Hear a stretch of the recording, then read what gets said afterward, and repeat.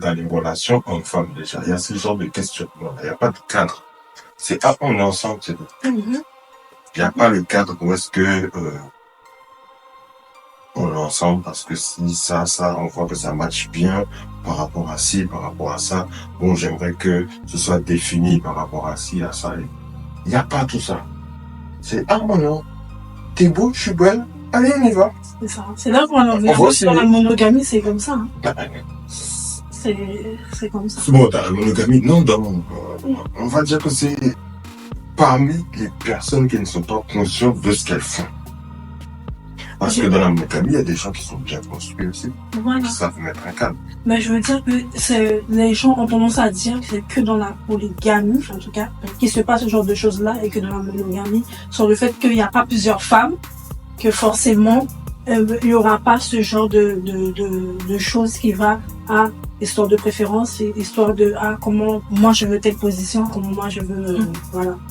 Et ça va pas amener de manière générale une jalousie entre les épouses. Là, c'est sur le plan sexuel. Oui, je parle sur le plan. Hormis le plan sexuel, il y a, je sais pas, il y a des choses. T'apprends à connaître l'autre, la personne qui est en face de toi. La plupart des gens, ils ne savent rien du tout. Bon, aujourd'hui, on voit beaucoup de femmes qui sont plus proches de leurs amies filles que de leur mari. Oui. Et des gars qui sont plus proches de leurs amis gars que leur femme. Et ça, c'est un problème. Donc, personne sait aussi, personne va chercher à demander, mais à se demander soi-même. Attends, c'est ce que j'ai dit là qui a fait que la personne a démarré comme ça, elle est fâchée. Il faut rentrer dans le fond de la relation. On se met pas avec quelqu'un, ne serait-ce que, bon, je vais prendre encore un exemple de voiture. On va pas prendre une Twingo et puis vouloir aller vite comme je ne sais quoi. Comme si j'avais une Porsche ou autre chose. Ça passe par les attentes de la personne. Il faut connaître les attentes de l'un et de l'autre. Bien sûr. Est-ce que la personne elle-même sait qu'est-ce qu'elle a dans une relation avant de se mettre dans une relation? C'est pour ça, avant d'avoir des attentes, il faut savoir se connaître. Et il faut connaître aussi ses besoins. Donc, ça revient aux attentes. Et se connaître, c'est aussi avoir confiance en soi. Voilà. Parce que définir ses limites. Une fois qu'on définit ses limites, on sait jusqu'à où on peut aller, jusqu'à où on ne peut pas aller. Et c'est ça qui est la confiance en soi. Au final, bon, moi je rencontre pas mal de femmes, je discute avec pas mal de femmes. Le problème qui revient tout le temps, c'est la confiance en soi. C'est ça. Donc, ne pas se connaître, ne pas connaître ses limites, ne pas pouvoir dépasser ses limites par peur, par des peurs limitantes. Des choses comme ça, et au final, on reste à la case 0. Ça ne mène nulle part.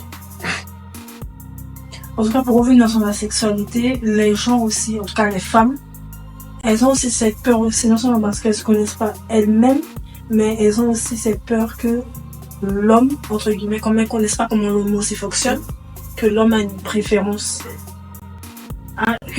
Il prend plus de plaisir, en tout cas sexuel, avec celle-là que l'autre. Elle a peur de ne pas satisfaire son homme. Et qui fait qu'elle n'est pas forcément pour la polygynie parce qu'elle pense que ça va justement amener une espèce, ça va changer la relation qu'elle a avec cet homme-là.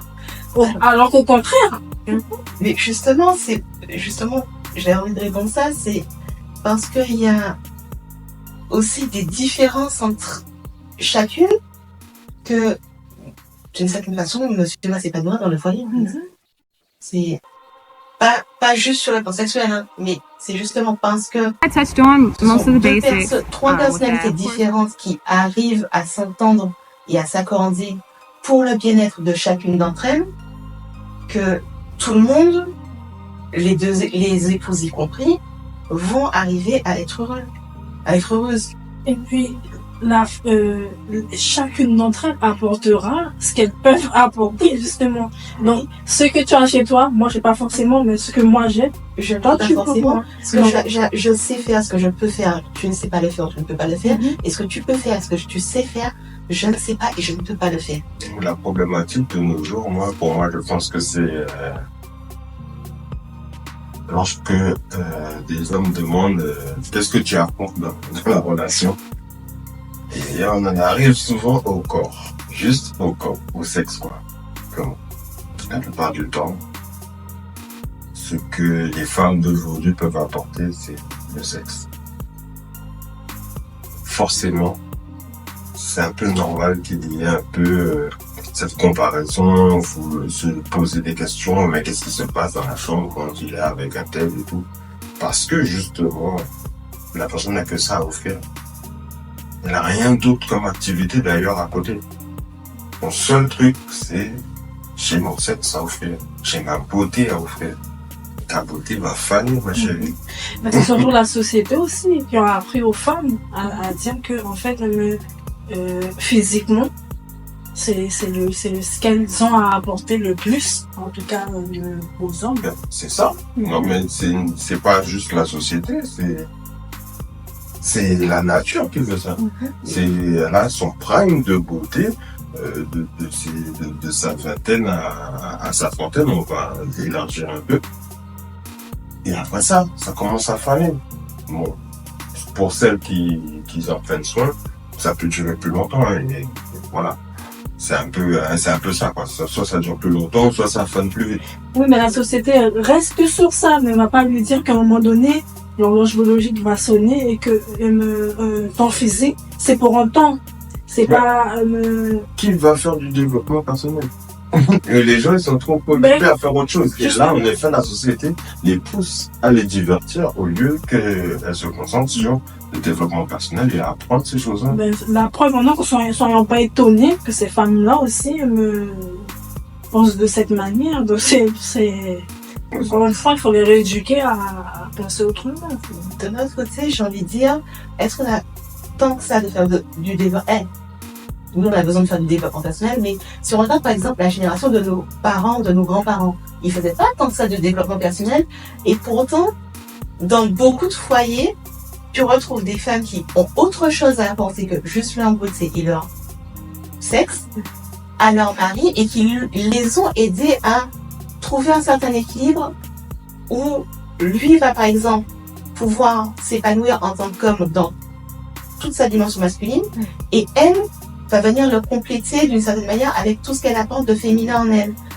C'est dans ce que je veux dire. Je sais pas si j'arrive à bien poser mon propos. Mais en fait, ce que tu dis là, c'est... Aujourd'hui, on a besoin du développement personnel parce qu'il n'y a pas d'éducation d'avant, c'est tout. Le travail que nos mamans faisaient avant n'est pas là. Le travail que nos papas faisaient avant, il n'est pas là. C'est ça. On a de moins en moins des mamans qui disent à leurs filles, viens voir comment je fais ça, viens voir comment je prépare ça, viens voir comment je fais telle chose. On a de moins en moins de parents qui...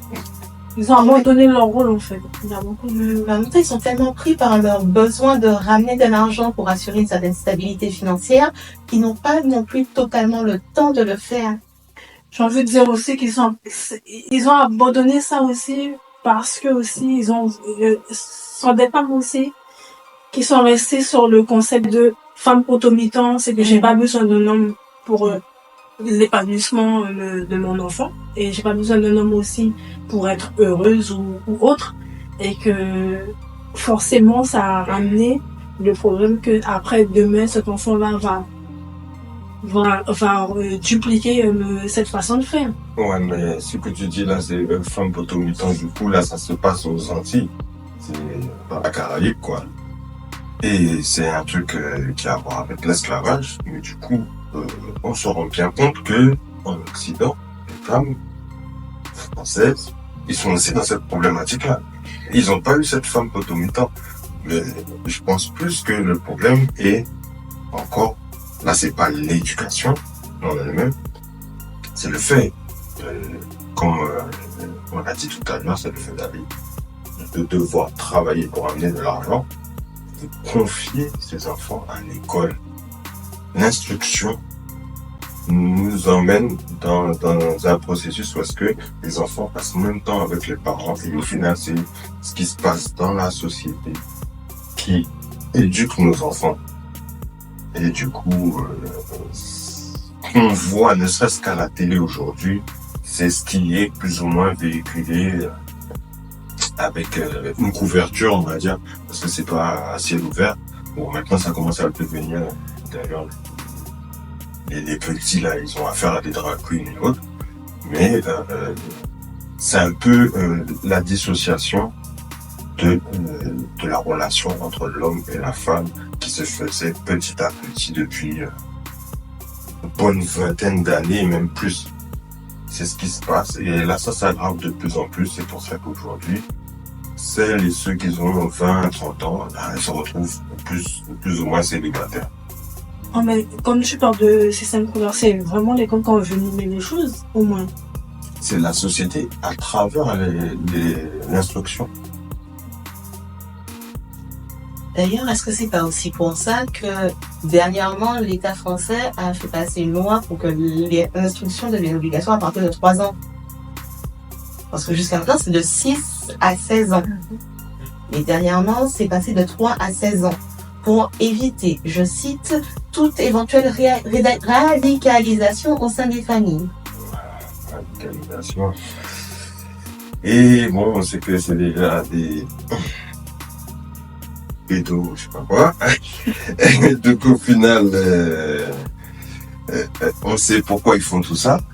Mais il y a aussi une loi qui est passée d'ailleurs un peu avant le Covid, là, et comme quoi l'école à la maison était interdite en France.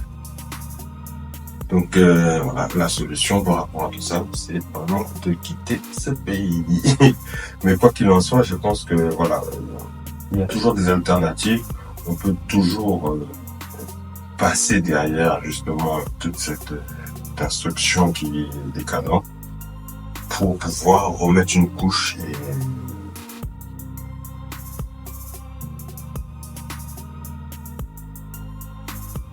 bon, comme tu disais tout à l'heure, moi je trouve ça aberrant.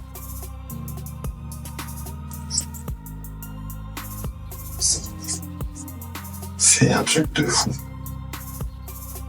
Pas savoir tenir un foyer, pas le comportement adéquat pour pouvoir avoir un mari. Mais comme plus personne ne cherche à avoir un mari, mais plutôt à manger des burgers et autres, donc au final, c'est un peu tout ça justement qui fait la décadence. Et cet exemple-là montre bien les choses. On voit aujourd'hui sur les réseaux sociaux, c'est aller manger tout et n'importe quoi.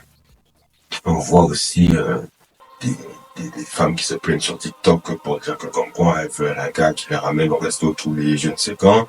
Et puis c'est pas un petit resto, c'est haut de gamme quoi. Donc voilà. Et pour mettre des pattes sur le feu, je pense que c'est une mission impossible. Donc du coup, l'homme ne trouve pas son compte, la femme ne trouvera jamais son compte non plus.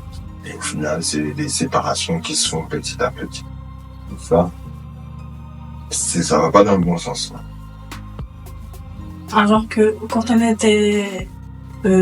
quand tu poses la question à ces femmes-là, de qu'est-ce qu'elles rêvaient quand elles étaient petites, c'était construire une famille, hein. C'était avoir une famille, avoir des enfants. On est comme les princesses. Voilà. Disney.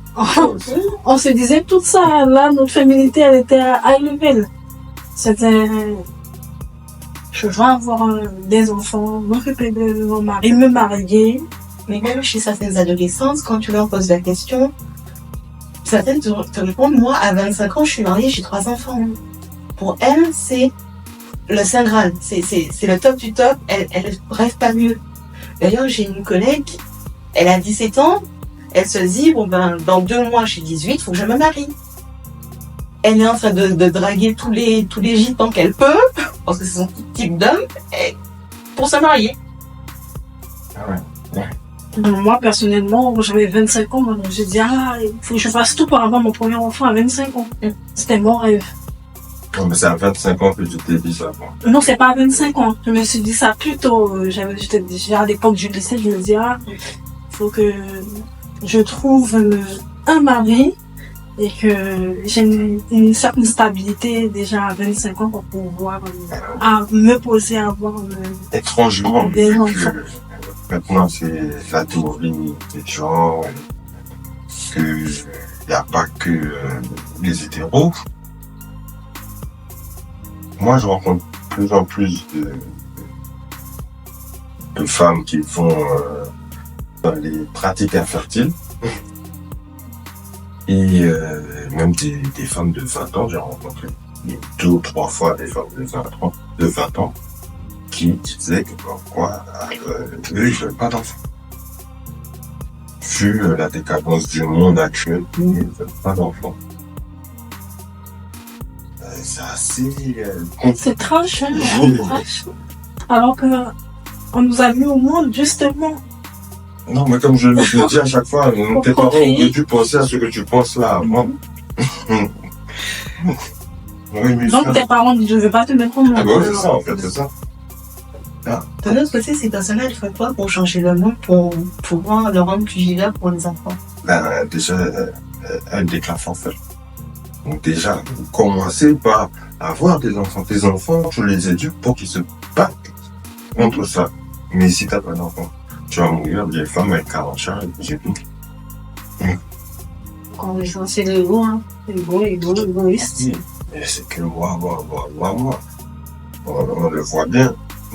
Bon, malheureusement, bon, je ne vais pas prendre encore du côté des hommes, mais l'homme regarde pour la famille. Aujourd'hui, je regarde un peu différemment.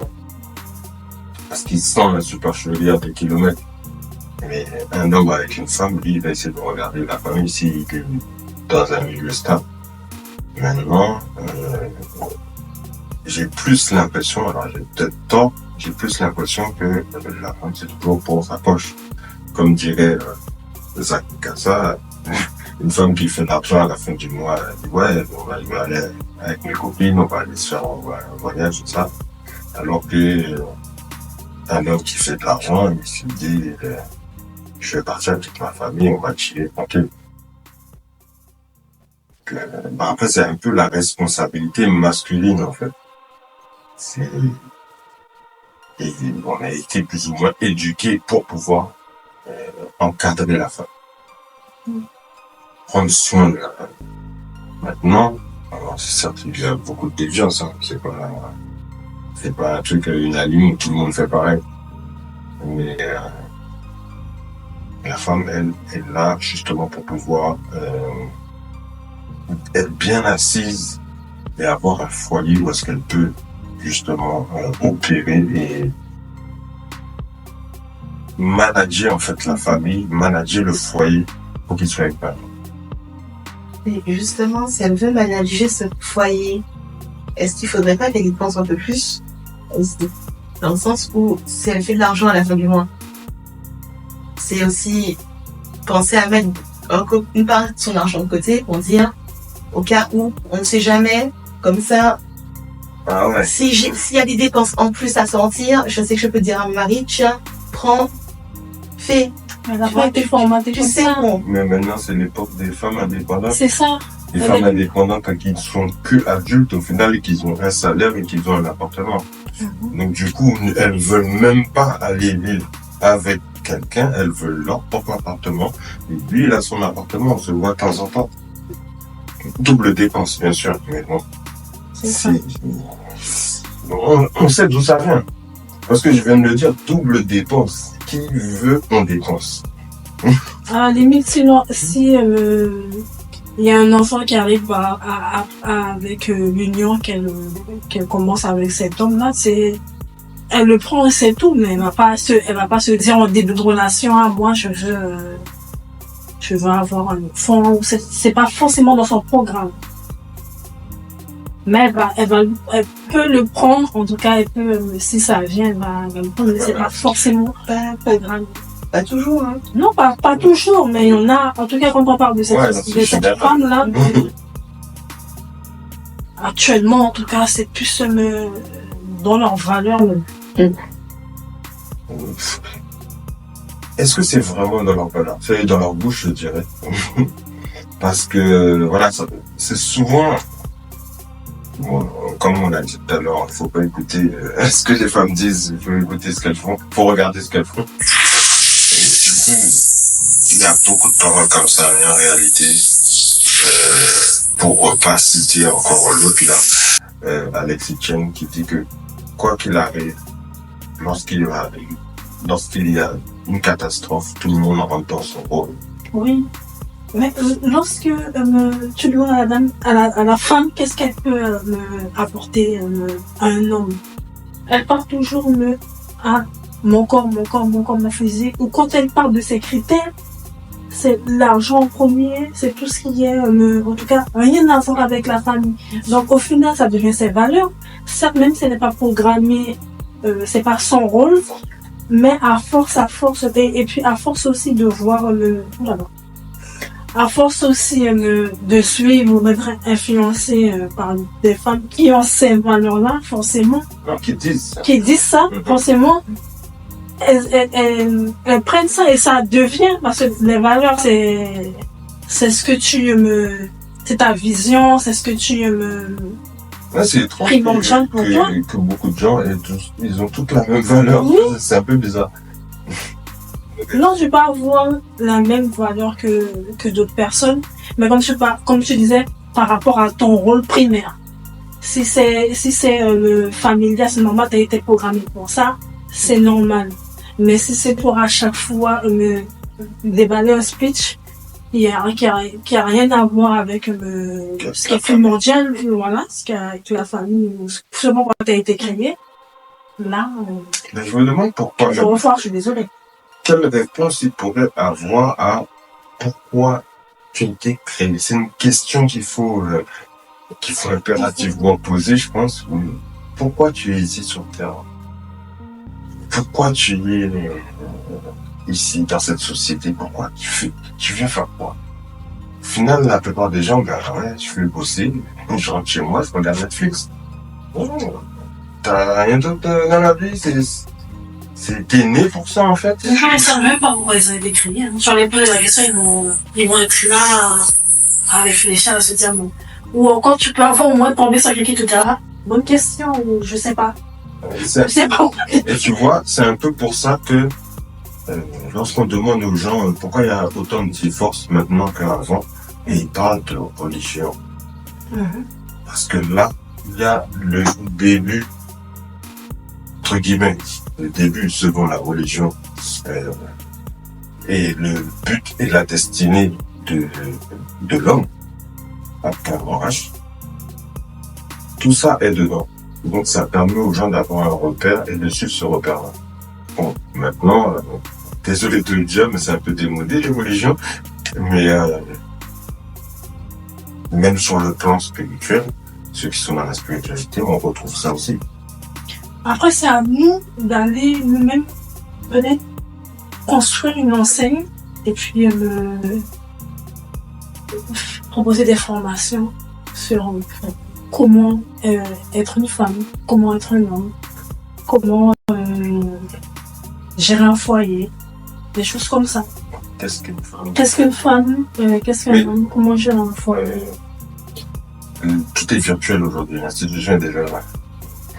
Il suffit juste de... Mais de le faire virtuellement. Voilà. Qu'est-ce qu'un homme? Qu'est-ce qu'une femme? Quel est le but de l'homme? Quel est le but de la femme? Quel est le but de la famille? Quel est le but des enfants? De procréer? Tu sais pourquoi je parle d'enseignement? Parce que tu as parlé de la religion. Maintenant, les gens, ils ont des églises. Ils vont se référer à une église, ils vont se référer à des enseignes et tout. Alors que nous qui promouvons la polygénie, par exemple, il n'y a pas de spécialement après de la polygénie. C'est pas une religion ou Oui. En fait, faut pas oublier qu'aujourd'hui, il y a des pasteurs qui font des lives. Tous les jours, ils font des lives.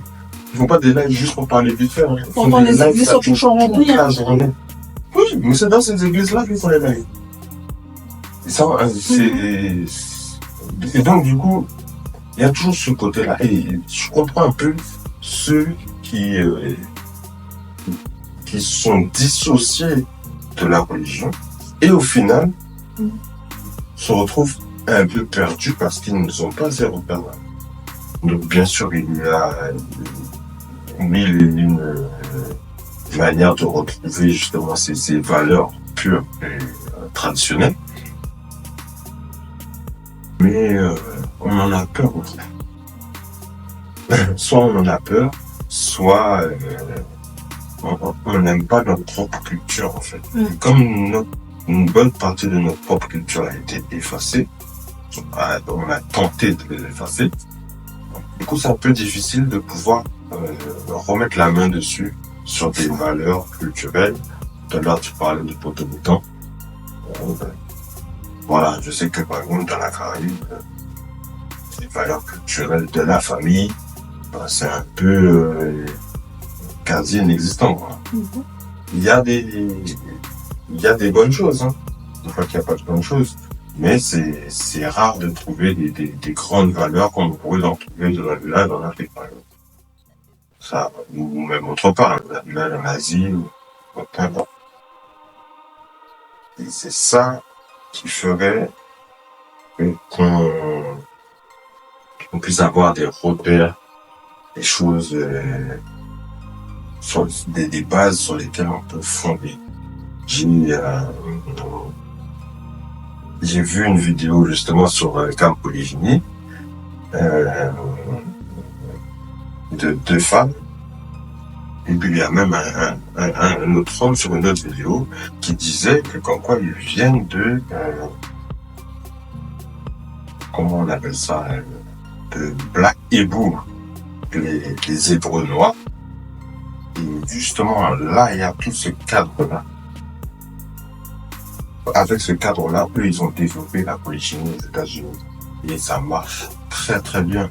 En fait, peu importe leur courant religieux, mais au moins, ça fonctionne.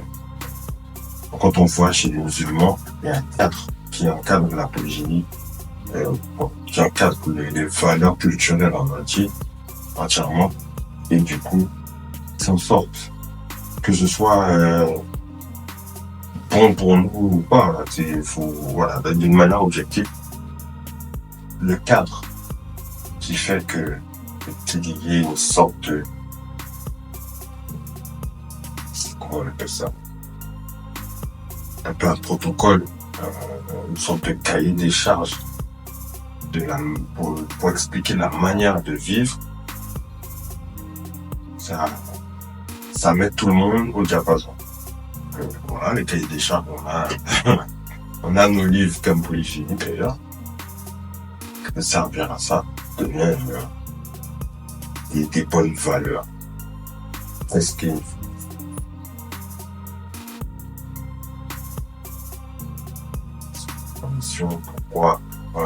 pourquoi créer des amis, comme moi j'ai un foyer, toutes ces choses-là, c'est des choses qu'on retrouve dans nos villages. Mais du coup, on n'a pas évolué avec, on les a pas fait évoluer avec nous, je veux dire.